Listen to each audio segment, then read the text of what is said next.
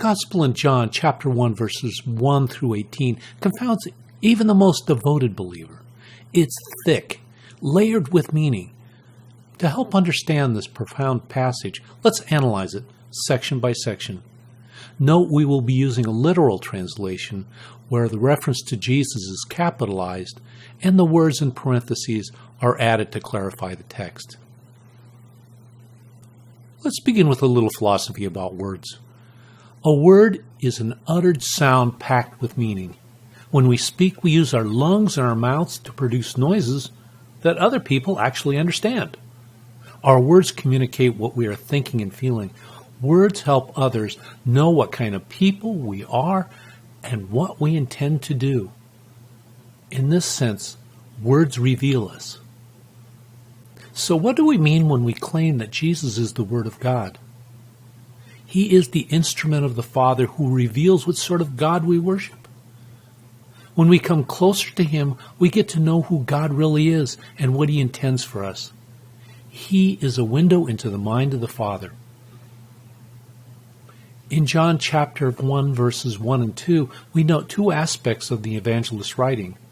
First, he mentioned the term Word 3 times for emphasis. Jesus was the Word, the means of revelation, the power of creation. Second, John employed a writing technique called chiastic, or stair-step form. Using this, a writer will state the A phrase and repeat it after the B phrase to heighten the importance of the latter. In this case, the A phrase has two parts. A1 said the Word existed at the beginning of creation. A2 expressed the orientation of the Word towards the Father. The preposition towards implied standing in the presence of the Father, facing Him as if in a royal court. It also indicated the Word aligned Himself with the Father. After the B phrase, the two parts were neatly combined. Note, however, the gravity of the B phrase. The Word was divine. He was God. And as a member of the Godhead, He took part in the creation and salvation of the cosmos. Let's return for a moment to a little philosophy. Words also direct actions. A special kind of word, a command, orders others to obey or to complete a task. This type of word is also known as an imperative. When someone in authority gives a command, he expects it to get done. The Word acts like a command of the Father. By obeying His Father, He creates and saves all things. As the divine imperative added to His revelatory power, the Word was a light for humanity, showing everyone, especially His followers, union with God was possible. One with God meant insight into His will and the power to live a moral life outside the darkness of sin. As we mentioned in the Videocast for the third Sunday in Advent, John chapter 1 verses 6 through 8 formed a chiasm. The Baptist came to witness to the divine light, the A phrase. Notice the phrase was mentioned twice, surrounding the two important points about John. First, He came so others might believe in the light, the B1 phrase. Second, He was not the light, the B2 phrase. Here the evangelist repeated the two aspects of the Word, His ability to reveal and His power to create. He came into the world to reveal the Father. Notice how many times John called Him the light. But even though He was instrumental in creating all things, the world did not recognize Him.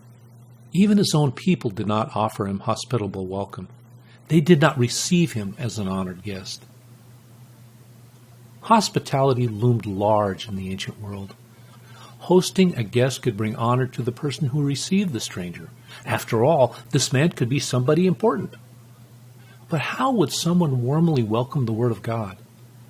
Through trust in His name, a title that represented divine power. What was the honor given to those hosting the Word? Becoming a child of God. Such trust did not come through birthright or through some natural urge or peer pressure. Being reborn with the status of divine childhood was God's prerogative. Here we reach the high point of the passage. Here the Word became a human person and, in the jargon of wandering Semites, made his home with us. How did the evangelist know of this? He saw the glory of the Word, the only begotten Son of God, revealing divine grace and divine truth. But what did John mean by the word grace? Grace meant loving kindness, the very reason the writers of the Jewish scriptures, especially the author of the Psalms, gave for God's choice of the Israelites. He preferred the children of Abraham simply out of his love and concern for them. No other reason made sense. But now the Lord showed his loving kindness in a new way, through his Son. What did John mean by the word truth? Truth meant divine fidelity. God was faithful to his people throughout their history. Now he showed that quality through his only begotten. So in the Word made flesh, the Father revealed his loving concern and his faithfulness in the presence of his Son, living among people. The evangelist again injected the witness of John. John did not come to claim a special relationship with the Father. Instead, he preceded the one in his time, who was the first, the ruler over the entire cosmos, the Word who stood before the Father at the beginning of all creation. Here the evangelist declared what the Word would give to his followers. Because of his fullness, we have received grace for grace.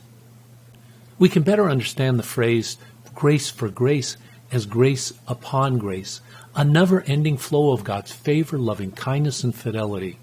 This overflow of God's presence upon us is nothing less than life in the Spirit, leading to an eternity in the presence and the power of the divine. John acknowledged the unique place of the chosen people. The law did come through Moses to the Israelites, and down through the centuries to the Jews. But through Jesus Christ, everyone, Jew and Gentile alike, could enjoy God's grace and truth, his loving concern, and his faithful presence. In the end, no one has truly seen God. But now, with the birth of Jesus into the world, the only begotten, God himself lives among us. It is Jesus who reveals God clearly. It is Jesus who shows us the face of God. It is Jesus who shows us the Father's grace and truth now and forever. Merry Christmas.